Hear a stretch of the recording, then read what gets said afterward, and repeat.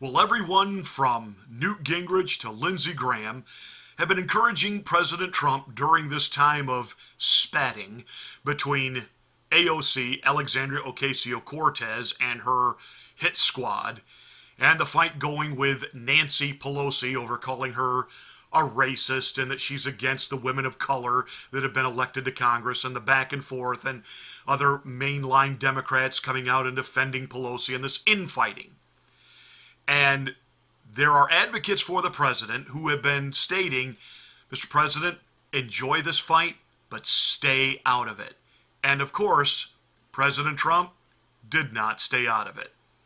Good morning, this is Pastor Marty from the Afternoon Drive. Welcome to the Monday edition here on YouTube.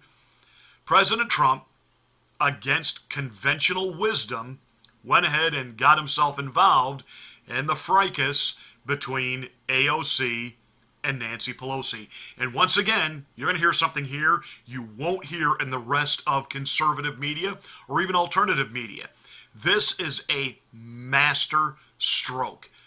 It is genius by President Trump. I'm going to tell you why. Now, conventional wisdom says that if you've got a couple of enemies that are hell-bent on destroying each other, hey, grab some popcorn, sit back, watch the show, but stay out of it. Because if you get involved, they're going to unite against you. And President Trump this weekend took to Twitter to tell these radical Congresswomen, go back to where you came from. Now, certainly, President Trump is not stupid. He had to know that by telling women to go back where they came from, that was going to ignite a backlash from the media, which it did instantaneously. So why would the president do it? Because obviously, immediately, it was going to cause AOC and her ilk to spring into action, which they did. Alexandria Ocasio-Cortez demanding an apology. Hillary Rodham Clinton demanding that Trump apologize. What did he do? He doubled down, as he always does. In fact, he tweeted out, when the radical left Congresswomen apologized to our country, the people of Israel, and even to the office of the president for the foul language they have used and the terrible things they have said. So many people are angry at them and their horrible and disgusting actions. He is 100% right on that, and the media never called out what's-her-name from Michigan for referring to the president as a mother effer. They never, ever, in any way, chastise or take into account the comments of Ilhan Omar, and for whatever reason, they're just in this perpetual love fest with AOC, the artist formerly known as HIV. The president continued, if Democrats want to unite around foul language, racist hatred spewed from the mouths and actions of these unpopular and unrepresentative Congresswomen, it will be interesting to see how it plays out. I can tell you that they have made Israel feel abandoned by the United States. This, again, is a masterstroke by Donald Trump, and I'm going to explain to you exactly why. I understand Newt Gingrich, former Speaker of the House, has eons of experience in political matters, as does Lindsey Graham.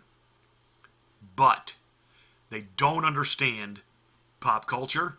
They don't understand current events. They don't understand the current temperature of the country.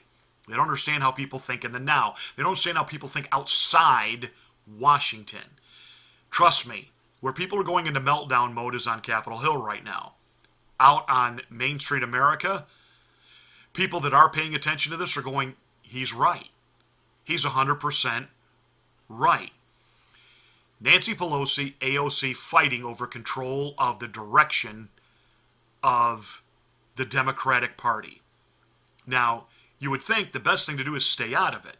But see, the mainstream media is coming out now, and they're beginning to coach Nancy and AOC how to patch the rift.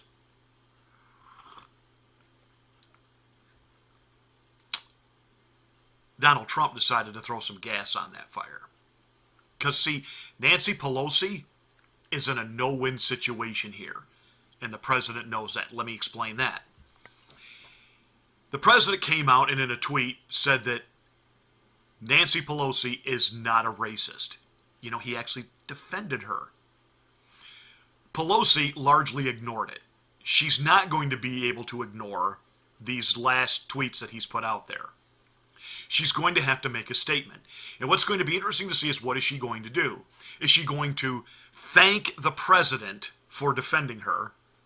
That's only going to raise the ire of AOC, the hit squad, and the rest of the progressive ilk that are hijacking the Democratic Party. So she's not going to do that. So then she's going to have to now align herself with her enemy, AOC. Either way, this becomes a win-win for Trump. If Nancy comes out and thanks Trump, it's a win. If Nancy sides with AOC, then Trump can now immediately begin to frame the entire 2020 campaign around, it's not just a few radical Democrats that want to take this country in a far left position. It is now the entire Democratic Party and everyone running for the office of president. This is going to play out in the general election, not only for the office of the president, but also for 31 Democrats that are up for re-election this election cycle in Democratic districts won by Donald Trump. Let that sink in for a moment. The president is either forcing Nancy Pelosi to come out and say nice things about him, or in defending AOC and that ilk and their liberal progressive lunacy, then she is basically saying that she agrees with them on their anti-Israel stance, the foul, disgusting language they use in reference to the office of President of the United States, in particular, Donald Trump. I mean, this is a win-win for the president. This is a masterstroke of genius. He's done it once again. Thank you, Mr. President. Well, that's it for this rant. Thanks for watching. Make sure you hit the like button. Give it a thumbs up. Hey, spread this. Let people know about our channel. And share the good news that you found right here. Make sure you're a subscriber yourself to the channel. And smack the bell to get notification of my next rant.